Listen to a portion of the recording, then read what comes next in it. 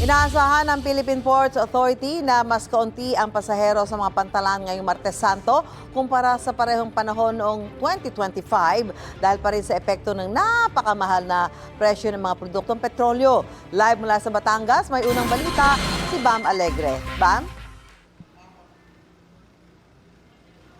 Susan, good morning. Patuloy yung pagdagsa at pagpunta rito ng mga pasahero in time for Martes Santo at continuous din yung test run, yung tinatawag na ORAS o Online Registration Assistance System ng Philippine Ports Authority dito yan sa Batangas Port. Ang layunin ng sistema na ito ay matulungan yung mga chance passengers na makahanap ng masasakyan na definite.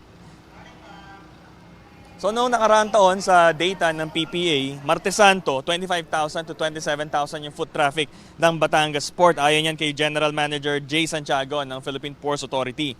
Nakaantabay pa rin ng mga otoridad kung ganito pa rin karami ngayong taon, pero yung numbers kahapon Lunes Santo ay 12,000 lamang yung foot traffic dito sa Batangas Port. At inaasahan na rin naman ito ng PPA na bababa yung turnover ng mga pasahero dahil na rin sa epekto ng oil price hike. May ilang shipping line din daw na nagbawas ng mga biyahe o kaya ay nagbagal ng andar para makatipid.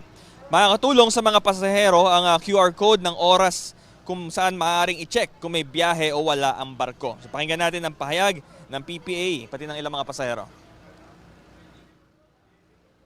Dahil first time lang po namin as students, parang nakaka-relate po kami sa other different age groups kasi lalo sa mga matatanda, ang hassle for them na parang anay pang isi-scan there pagdating sa entrance. And then pag punta dito, anay pang gagawin. Tapos, and then wala rin masyadong parang pupunta dito to ask if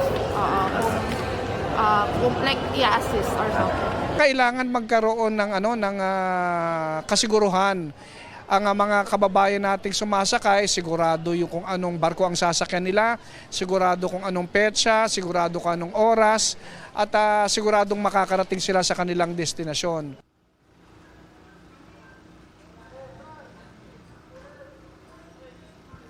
Susan, sa monitoring naman ngayong umaga ng PPA, mahigit 2,000 naman ang foot traffic ngayong early morning ng Martes Santo. Ito ang unang balita mula rito sa Batangas Port. Bam Alegre, balik sa inyo dyan, Susan.